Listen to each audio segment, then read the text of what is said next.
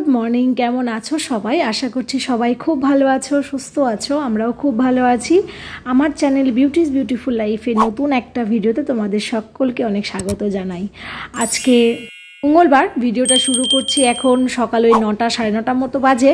দেখতেই পেলে ওদিকে দুজন পড়ছে আর বাইরে দেখো বেশ ঝলমলে রোদ উঠেছে। টানা 4-5 দিন বৃষ্টিতে এত অবস্থা খারাপ ছিল, আজকে রোদটা দেখে না বেশ ভালো লাগছে।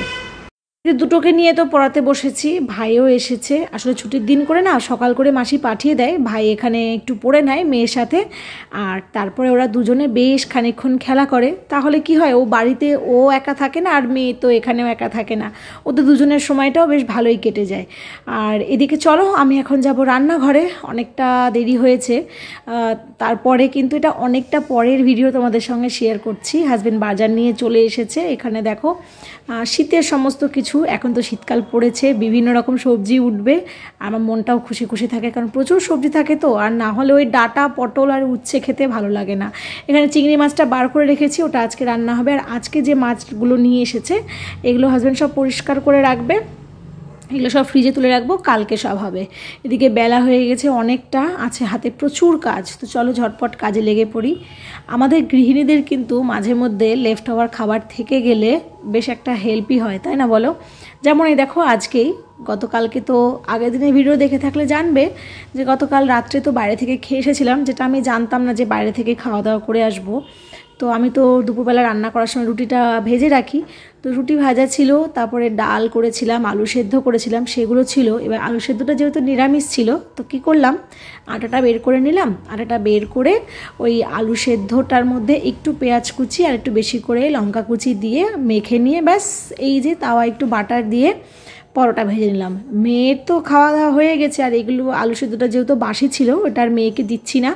কালকের কিছু সবজিও ছিল, সেই সবজি ফুলকপি আলু পনির দিয়ে সবজি ছিল, সেটা দিয়ে টক দই দিয়ে একদম সুন্দর আমরা দুজনে ব্রেকফাস্ট সেরেছি। কটার সময় জানো? ওই 12টা সাড়ে 12টা, ওই টাইমে আমাদের সেদিন ব্রেকফাস্ট হয়েছে, বলতে পারো এক প্রকার ব্রাঞ্চই হয়ে গেছে আমাদের।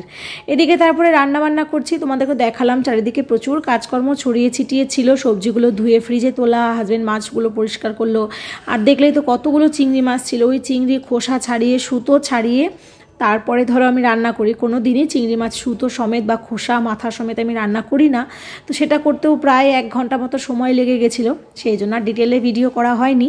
তো ওদিকে ভাত ডাল সবজি, মানে সবজি না ভাজা করেছিলাম, সেটা হয়ে গেছে। এদিকে চিংড়ি মাছটা হচ্ছে।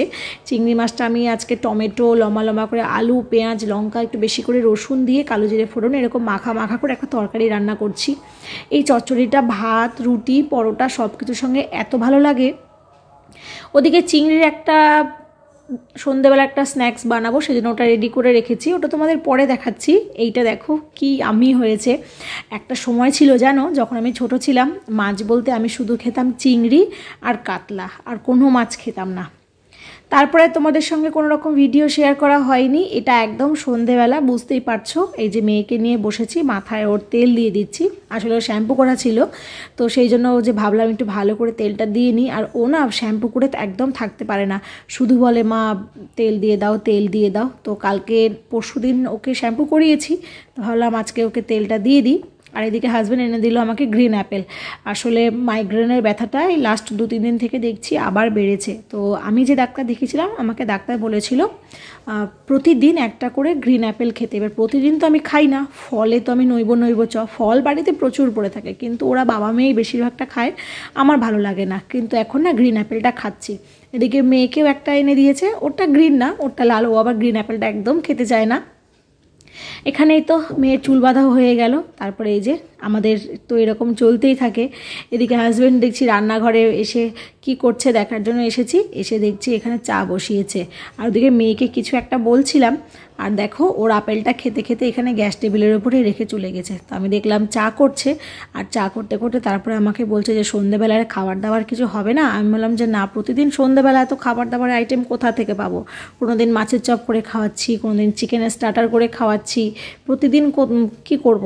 এই বলে আমি আর কি কথা বলছিলাম। তখন বলছে যে ঠিক আছে তাহলে আর কী করা যাবে, শুধু চা বিস্কুট খেয়েই থাকতে হবে আজকে সন্ধ্যেবেলা। এদিকে আমি যে দুপুরবেলা রেডি করে রেখেছি সেটা তো জানে না, তারপরে তো চা খেতে বসেছি। দেখো আমি আপেল খেয়ে কিছুটা সময় ফাঁকা থেকে তারপরে চা খাচ্ছি। ওই ম্যাডামের এখন অবধি কিন্তু আপেলটা শেষ হচ্ছে না। ও এই আপেল মিনিমাম ঘন্টাখানেক লাগবে ও শেষ করতে। তো এই হচ্ছে ব্যাপার। তো তারপরে এই দেখো হাতে একটা প্রদীপের মতো নিয়েছি, কিন্তু এটা প্রদীপ না। তোমরা ভাবছো তো যে সন্ধ্যেবেলা চা টা খেয়ে তারপরে সন্ধে দিচ্ছে, একদম না গো। সন্ধেটা হাজব্যান্ডই দেয় প্রতিদিন। তোমাদেরকে তো আমি এর আগেও বলেছি যে আমি একটু অ্যাস্ট্রোলজিতে বিশ্বাস করি, এটা আমি আমার লাইভেও বলেছি, আমি এমনিতেও বলেছি। তো এটা বলতে পারো এক প্রকার রেমেডি, যেহেতু মঙ্গলবার আজকে, এক প্রকার রেমেডি। এটা হচ্ছে বাড়ির নেগেটিভ অরা ক্লিনজিংয়ের একটা রেমেডি বলতে পারো, সেটা আমি করি। তো সেটাই করছি। যে দেখো বাড়িতে লোকজন আসলেই যে শুধু নেগেটিভিটি আসে তা নয়, কিন্তু অনেক সময় হয় না আমরাও বাড়িতে কথাবার্তা বলতে বলতে অনেক নেগেটিভ কথাবার্তা বলে ফেলি। অনেক সময় আমাদের মাথাতে কিন্তু দেখবে অনেক নেগেটিভ থটস আছে, সেগুলোতেও কিন্তু বাড়িতে একটা ইম্প্যাক্ট পড়ে। তো সেই কারণে সপ্তাহে 2 দিন আমি এরকম নেগেটিভিটি ক্লিনজিং একটা বলতে পারো, এটা আমার মনের শান্তি। জানি অনেকেই বিশ্বাস করবে না, অনেকেই এগুলো ভুয়ো বা কি বলবো ভাওতা এরকম ভাববে, কিন্তু আমি এগুলো সত্যিই মন থেকে বিশ্বাস করি। তো আমি যেটা জ্বালিয়েছিলাম, তোমরা যদি জানতে চাও আমি কি করেছি বা কী রেমেডি ফলো করি আমাকে বলো, তারপর আমি তোমাদের ডিটেলসে বলে দেবো, ঠিক আছে? পুরো বাড়িতে এটা আমি দেখালাম। দেখানোর পরে এখন পুরো বাড়িতে দেখানো হয়ে যাওয়ার পরে এটা এখন বাড়ির বাইরে ফেলে দিতে হবে। দেখো বাড়ির মধ্যে ফেললে তো সেইটাই হয়ে গেল না, সেই জন্য বাড়ির বাইরে ফেলে দিতে হবে। তো সেই জন্যই আমি একদম মেন গেট খুলে চারিদিকটা দেখিয়ে, বাড়ির চারি সাইডটা দেখিয়ে নিয়ে বাইরে ফেলে দিয়ে চলে আসলাম। চলো কমপ্লিট। আমার সন্ধ্যাবেলায় একটা কাজই ছিল।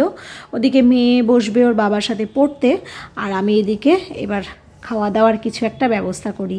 তো আমি জানি সন্ধেবেলা হলেই শুধু আমার না, আমাদের 3 জনেরই কিছু না খেতে ইচ্ছা করে। সেটা মুড়ি চিড়ে খেলে না আজকাল দেখি আর ভালো লাগে না। তো সেই জন্য দুপুরবেলা যখন ওই যে দেখলে অনেকগুলো চিংড়ি মাছ ছিল, সেখান থেকে কয়েকটা চিংড়ি রেখে দিয়েছিলাম।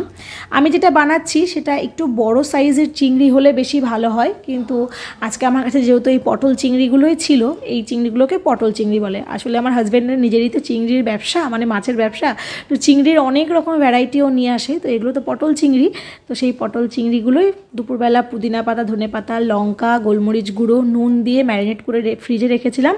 সন্ধ্যেবেলা একবার ময়দা কর্নফ্লাওয়ারে একবার মাখিয়ে নিলাম, মাখিয়ে নেওয়ার পরে ডিমে ডুবিয়ে ব্রেড ক্রামসে ডুবিয়ে ব্যাস এখন শুধু ভেজে নিচ্ছি। ডবল কোটিং করলে ভালো হতো, তবে আজকে আমার কাছে ব্রেড ক্রামসটা একদম কম ছিল বলে আমি একবারই কোটিং করেছি।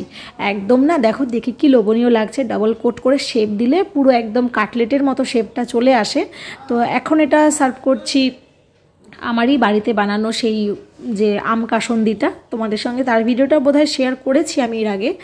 আর চিংড়ির এই যে স্টার্টারটা আমি বানিয়েছিলাম, বিশ্বাস করো তুমি যদি আগের থেকে ম্যারিনেট করে রাখো 10 মিনিট লাগে, মেরে কেটে 10 মিনিট লাগে। আর চিংড়ি মাছ তো ভাজা হতে বেশি সময় লাগে না, 10 মিনিটের মধ্যে এটা রেডি হয়ে যায়। এখানে এই যে 3 জনে বসে পড়েছি খেতে খেতে খেতে। এখানে হাজব্যান্ডের ডিমান্ড শুনে আমার তো মাথায় খারাপ, এদেরকে এত ভালো ভালো রান্না করে দিয়েও আমার উপায় নেই দেখছি, উল্টা আমি নিজেই ফেসে যাচ্ছি। এখন বলছে শীতকাল তো পড়ছে, বাইরে বেশি বেরোনো যাবে না, তুমি কিন্তু প্রতিদিন কিছু না কিছু এরকম বানাবে। তো দেখছি যে যা বাবা, এদেরকে যে এত ভালো ভালো খাবার করে খাওয়াচ্ছি, উল্টে তো দেখছি আমি নিজেই মুশকিলে পড়ে যাচ্ছি। সেটাই ভাবছিলাম। তাই আমি বললাম যে প্রতিদিন আমি যদি তোমাদের এরকম বানিয়ে দিই আমি কি পাবো বলো? বলছে না তুমিও তো খাবে, তুমি একটু না হয় একটু বেশি খেও 2-4 পিস। আর এদিকে একটা পিঁপড়ে এসেছিলো বলে মেয়ে দেখো ভয়ে একবার এদিক একবার ওদিক করছিল। তো যাই হোক, এখানে আমরা খাচ্ছিলাম, নানান রকম কথাবার্তা বলছিলাম। যেহেতু মাসের শুরু পড়ে গেছে, মাস পড়ে গেলে কিন্তু অনেক রকম চিন্তা ভাবনা আমাদের করতে হয় বলো। যে ভাড়া বাড়িতে থাকি, ধরো ভাড়া বাড়ির একটা ভাড়া আছে, মাসের বাজার, মেয়ের স্কুলের ফিস, দুধের মানে দুধের বিল, সব কিছু নিয়ে একটা আমাদের জোরদার একটা মিটিং চললো খাওয়া দাওয়া করতে করতে। আর তারপরে এখানে ওই যে মেয়ে তো ওর বাবার কাছে পড়ছে, আর ওর বাবা কিছু একটা কাজ দিয়েছিল, কাজটা ওর করা হয়ে গেছে। আর ওর বাবা ওই যে আড়তের আর কি হিসাবপত্রের কাজকর্ম করছে বলে খাতাটা এখনও দেখতে পাচ্ছে না। তোমরা অনেকেই হয়তো ভাবো যে হাজব্যান্ডকে যখন আমি ভিডিওতে দেখাই, বিশেষ করে সন্ধ্যার পরে, সবসময় ওর হাতে বা কানে সবসময় ফোন থাকেই। অ্যাকচুয়ালি সন্ধ্যের পরে ওর কাজটাই থাকে ফোনে, সমস্ত চালানপত্র, পেমেন্ট, তারপরে কোথায় কোন মাছ আসবে, কোথায় কোন মাছ যাবে, সেগুলো তো সব ফোনেই করতে হয়। সেই জন্যই তোমরা কিন্তু ওইভাবে দেখো। আর এদিকে আমি বসেছি তেল নিয়ে, তখন তো মেয়েকে তেল দিয়ে দিয়েছি। আর আজ যেহেতু মঙ্গলবার, কাল বুধবার, কাল আমার শ্যাম্পু করার দিন। সপ্তাহে 2 দিন আমি শ্যাম্পু করি, তো কালকে আমার শ্যাম্পু করার দিন। বৃহস্পতি আর শুক্রবারটা আমি শ্যাম্পু করাটা অ্যাভয়েড করি। তো তো সেই জন্যই। আর এই তেলটা ওই যে আমি বাড়িতে যে তেলগুলো বানাই সেগুলোই কিন্তু ইউজ করি, আমি, আমার মেয়ে, আমার হাজব্যান্ড সেটাই ইউজ করি। তোমাদেরকে তেলের রেমেডি এক রকমের আমি শেয়ার করেছিলাম, এটা কিন্তু আরেক রকমভাবে বানিয়েছি। তো সত্যি বলছি, এইভাবে মানে প্লেন নারকেল তেল কিনে নিয়ে আসি, বাজার থেকে কিনে নিয়ে এসে এভাবে টুকটাক কিছু কিছু উপকরণ দিয়ে করে রাখি, ভীষণ ভালো রেজাল্ট পাই আমি। সেই জন্য আমি এইগুলোই ধরো ব্যবহার করি, খুব ছোট অল্প অল্প পরিমাণে তৈরি করি যাতে খুব বেশি দিন না থাকে। বুঝতেই পারছো হোম রেমেডি যেহেতু। তো এই তো আমার তেল দিয়ে চুলে তেল দেওয়া, চুল বাঁধা সব কমপ্লিট। আর আজকে ভিডিওটা জানি অনেকটা লম্বা হয়ে গেছে, অনেক বকবক করলাম তোমাদের সাথে। তো চলো এই ভিডিওটা এখানে এন্ড করছি। তোমরা সবাই খুব ভালো থেকো, সুস্থ থেকো। ভিডিওটা কেমন লাগলো সেটা কিন্তু অবশ্যই আমাকে কমেন্টে জানিও। ভালো লাগলে একটা লাইক করে দিও। তোমরা সবাই খুব ভালো থেকো। দেখা হবে খুব তাড়াতাড়ি নতুন কোনো একটা ভিডিওর সাথে। আজকের মতো টাটা।